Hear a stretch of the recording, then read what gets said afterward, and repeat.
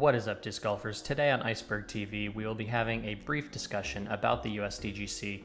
This is one of my favorite tournaments of the year. I always watch the USDGC as closely as possible. In my mind, USDGC is just as big a tournament as Worlds. It's at the very end of the season. Everybody brings their A game. It's such a prestigious event with so much rich history. I love hole 17. I love the mozzarella sticks they added, and I actually like the new hole that they added that we will look into in just a moment here. This hole right here, hole 17, is one of the most nervy shots that a player will have to shoot all year. A player can blow a massive lead, someone else can take the throne, and hole 17 is just so scary as we see James Conrad struggle over and over and over again with a substantial lead on the competition, just barely struggling to get it in bounds over there.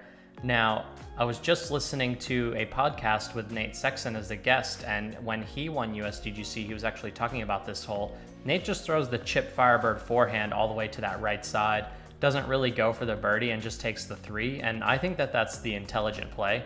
And this is one of those few examples where James Conrad needs to be able to throw a forehand, and not just James, but every player across the board having a forehand where you can just dump something out to that right side is going to give you a lot more success. Now, the big issue for Nate here is he's throwing a very fast disc, and that's going to make it a little bit more touchy and harder to control the speed because you're not so much worried about going short, you're more so worried about going long. And I'm sure when Nate was missing the island here, he's got 3 different Sexton Firebirds in the bag, obviously. Let's see if he can get this third one in here. And that's nicely done. That looks like a nice, fresh, brand new 2015. That would be worth some money nowadays. And he misses the putt. After you miss the island a few times, like, the odds of making that putt are so slim because you're so deflated. Quadruple bogey for Nate. We just saw James Conrad take a huge number. And the list goes on and on and on. The number of players that have struggled. Like, you can just tell straight out of the player's hand that that shot is no good, and that is why I love this hole. Big shout out to Small Bore Outlaw Disc Golf. I really love this channel for a few reasons, but the main reason is that they make very unique disc golf videos, and they don't really make the conventional disc golf videos that you would see on coverage or that you would see on my channel. So definitely go check them out. They make really fun videos, and they're all on more unique topics, very specific or niche things in disc golf. Definitely go check them out. So we're gonna move on to the next 2 holes here. So these are the mozzarella sticks that they've added to hole 2. And this is something fun about the USDGC is they like to experiment with new things. Maybe some things we see here we could see on the Pro Tour in the future.